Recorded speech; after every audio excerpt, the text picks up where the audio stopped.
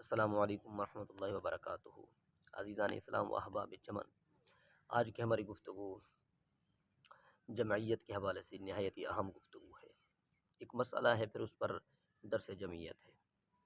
مسئلہ یہ ہے کہ جس طرح ہم بقیہ مہینوں کے اندر اپنے اپنے اذکار و وظائف اور معمولات نکال کر کے جمعیت کو پارا پارا کرتے ہیں، تو محرم الحرام کے اندر بھی ہم کچھ ایسا ہی کر رہے ہیں۔ کافی سارے مسائل ہیں جن کو لے کر کے ہم اپنی اپنی طرز کے اندر مشغول ہیں اور جمعیت سے دور ہیں۔ یہ دیکھے بغیر کہ اولا کیا ہے، اعلیٰ کیا ہے، عرفہ کیا ہے، کس بیان کی ضرورت ہے، کس مقصد کی ضرورت ہے، کس مقصد کو لے کر چلنا ہے، یہ بالکل دیکھے بغیر، یہ بالکل سوچے سمجھے بغیر ہم جمعیت کو پارا پارا کرنے میں مشغول ہیں۔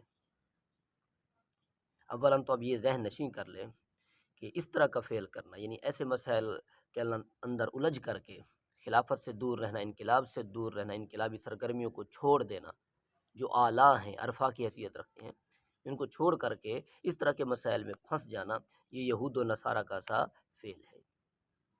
یہ اہل اسلام کا عمل نہیں ہے، بالکل یہ طرز جو یہود و نصارہ والی ہے۔ اس کو سمجھ لینے کے بعد پھر ثانیاً آپ یہ ذہن نشین کر لیں کہ حضرت عمر رضی اللہ تعالی عنہ کا جو شہادت والا دن ہے، وہ معتبر کتب کے اندر اتوار کے دن آیا ہے، جو کہ یکم محرم الحرام بنتا ہے، یعنی پہلی محرم کو۔ یہ معتبر کتب کے اندر موجود ہے۔ اس الغابہ کو پڑھ لیجئے، اب البدایہ والنہایہ کو پڑھ لیجئے، اس طریقے سے آپ تاریخ الخلفاء کو پڑھ لیجئے، امام واقدی کو پڑھ لیجئے، امام ابن جریر کو پڑھ لیجئے۔ بڑے بڑے علماء نے اسی طریق کو کوڈ کیا ہے، نقل کیا ہے۔ تو جب بڑے بڑے آئمہ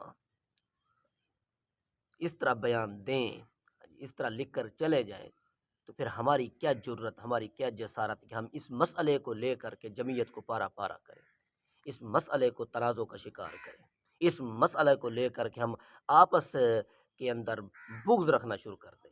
ہماری کیا جسارت، جب بڑے بڑے آئمہ جو ہیں وہ لکھ کر گئے ہیں،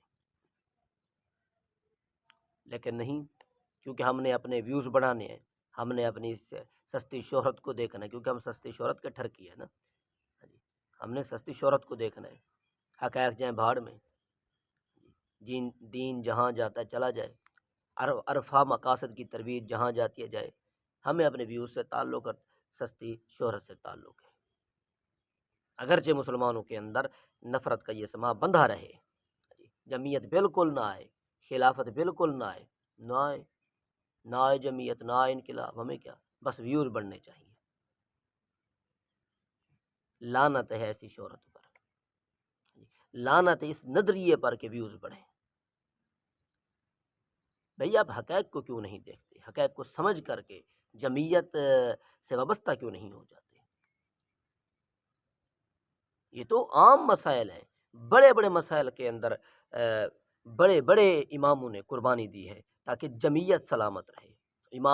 اماموں ہی کی کیا تخصیص، احادیث نبویہ صلی اللہ علیہ وسلم سے ہمیں اس طرح کے جو عرفہ مسائل ہیں وہ ایسی صورت کے اندر نظر آتے ہیں کہ جن کی قربانی دی گئی ہے، جو قربان ہو گئے۔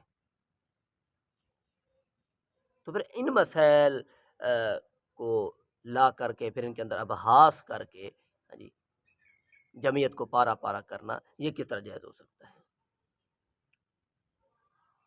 تو بھائی فیصلہ وہی ہے جو ہم نے کر دیا ہے، بڑی بڑی کتابوں کے اندر موجود ہے، حضرت عمر رضی اللہ تعالیٰ عنہ کی شہادت کا دن۔ اب اس دن اگر کوئی عرس مناتا ہے، اس دن اگر کوئی معاملہ کرتا ہے، تو اس کے اندر کون سا، میں کہتا ہوں کہ شریعت سے دوری والا عمل ہے؟ کون سا اس عمل میں قرآن کا انکار ہے، حدیث کا انکار ہے؟ پھر یہ ایک جمہور علماء کا مسئلہ ہے، کوئی ایک دو کا مسئلہ تو نہیں ہے نا، جمہور علماء کا مسئلہ ہے، کیوں نہیں مان لیتے؟ ایسے خواہ مخواہ جمعیت سے دور رہنا کوئی اسلامی طرز ہے؟ کس طرح اختلافات میں پڑے رہنا کوئی اسلامی طرز ہے؟ جیسی نیا مہینہ شروع ہوتا ہے ہماری یہ طرزیں شروع ہو جاتی ہیں، کوئی نہ کوئی ہنگامہ کھڑا ہو جاتا ہے، کوئی نہ کوئی مسئلہ کھڑا ہو جاتا ہے۔